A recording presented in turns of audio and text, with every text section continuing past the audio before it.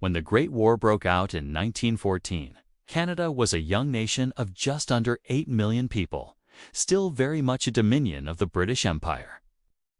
Many Canadians, especially those of British descent, felt a strong sense of duty to support Britain. When London declared war on Germany, Ottawa automatically followed. Prime Minister Robert Borden famously declared that when Britain is at war, Canada is at war. There is no distinction. Initially, the call to arms was met with incredible enthusiasm. The government had planned for an army of 25,000, but over 30,000 men volunteered in the first month alone. They came from all walks of life: farmers, clerks, lumberjacks, miners all, eager for what many believed would be a short, glorious adventure. They gathered at Valcotier, Quebec, for training before shipping out to England. Little did they know, they were heading into one of the most brutal conflicts in human history. The first major test for the Canadian Expeditionary Force, or CEF, came in April 1915 at the Second Battle of Ypres. It was here the world witnessed the horror of modern chemical warfare for the first time.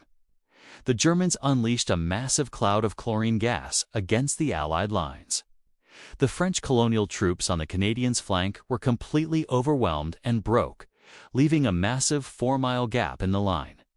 The Canadians, many of whom were seeing their first real combat, were ordered to hold their ground. Facing this terrifying new weapon, they improvised. Soldiers urinated on handkerchiefs and rags, holding them over their faces to neutralize the gas. For 2 days, under relentless shelling and repeated German attacks, the 1st Canadian Division clung desperately to their positions. They suffered over 6,000 casualties, third of their force, but they did not break. Their courage and tenacity at Ypres earned them a reputation as tough, reliable soldiers, but it came at a terrible price. After Ypres, the war settled into the grim reality of trench warfare. Life in the trenches was a miserable existence of mud, rats, disease, and the constant threat of death. Soldiers endured relentless artillery bombardments, sniper fire, and the psychological trauma of living in a landscape of destruction. Canadian soldiers were often used as shock troops, tasked with leading some of the most difficult assaults on the Western Front. One of the most infamous battles was the Battle of the Somme in 1916. This massive British offensive became a symbol of the futility and slaughter of the war. On the first day alone, the British Army suffered nearly 60,000 casualties. The Newfoundland Regiment, which was not yet part of Canada, was virtually annihilated at Beaumont-Hamel, with over 90% of the regiment killed or wounded in less than an hour. Canadian troops joined the battle later in the offensive and, despite making gains, they too suffered immensely, with 24,000 casualties for a few miles of mud. But it was in April 1917 that the Canadian Corps truly forged its national identity. The target was Vimy Ridge, a heavily fortified German stronghold in France that had resisted British and French attacks for years. The ridge was a maze of deep dugouts, machine gun nests, and barbed wire, giving the Germans a commanding view of the surrounding area. The task of capturing it fell to the Canadians. For the first time, all 4 divisions of the Canadian Corps would fight together as a single unit.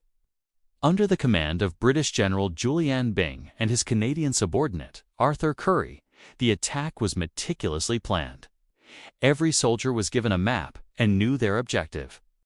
They rehearsed their roles over and over on a full-scale model of the ridge built behind their lines.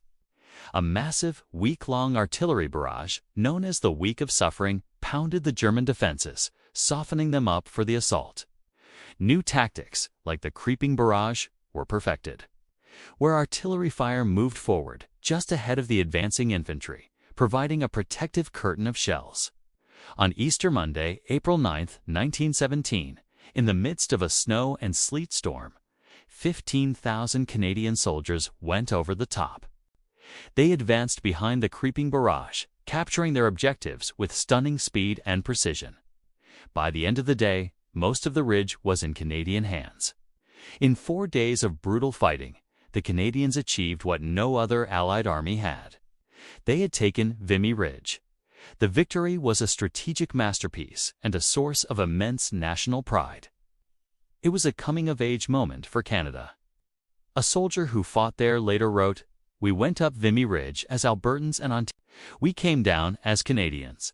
The cost, however, was high, over 10,600 casualties, with nearly 3,600 killed.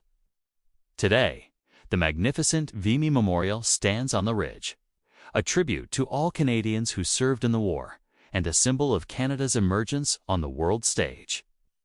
Following Vimy, the Canadian Corps, now under the command of the brilliant Canadian General Arthur Currie, continued to build its reputation as the elite stormtroopers of the British Empire. They fought at Hill 70 and later at the horrific Battle of Passchendaele, a sea of mud where every foot of ground was paid for in blood. Currie had protested sending his men into that quagmire, predicting heavy losses, and he was right. The Canadians took the village, but at the cost of 16,000 casualties. The final year of the war, 1918, saw Canada play a crucial role in the final push to victory.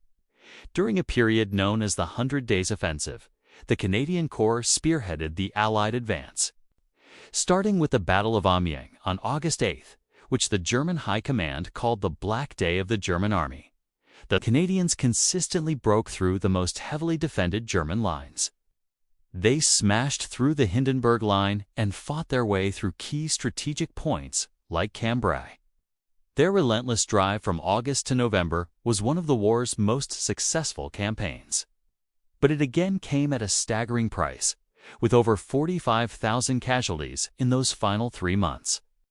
When the armistice was signed on November 11, 1918, Canadian troops were in Mons, Belgium, the same city where the British had first engaged the Germans in 1914. While men fought on the front lines, the war effort transformed Canada itself. The economy boomed as factories churned out shells, ships, and aircraft.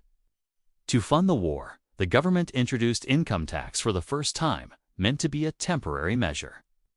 Women played a vital new role, taking on jobs in factories and on farms. Over 3,000 women also served overseas as nurses, known as bluebirds for their blue uniforms. They worked tirelessly in horrific conditions, often close to the front lines, saving countless lives. However, the war also created deep divisions at home. As the initial wave of volunteers dried up and casualties mounted, the government needed more men. In 1917, Prime Minister Borden introduced conscription, or compulsory military service. This sparked a massive political crisis. English-speaking Canada largely supported it, seeing it as a necessary step for victory. But in Quebec, it was met with widespread opposition and riots.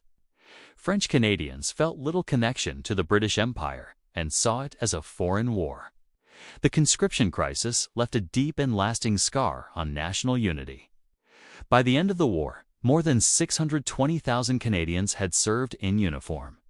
Over 66,000 never came home, and another 172,000 were wounded, many with life-altering physical and psychological injuries. For a small nation, the sacrifice was immense. But through this sacrifice, Canada earned a new place in the world. Prime Minister Borden insisted that Canada sign the Treaty of Versailles as an independent nation, separate from Britain. Canada also joined the newly formed League of Nations under its own flag. The Great War, born of imperial obligation, had forged a new sense of Canadian identity and independence. It was a brutal, bloody, and painful process, but it fundamentally changed Canada, setting it on the path to becoming the country we know today. Thank you so much for watching. If you found this video informative, please hit that like button. Subscribe for more history content, and let us know in the comments what part of Canada's WWI story you find most compelling. We'll see you in the next one.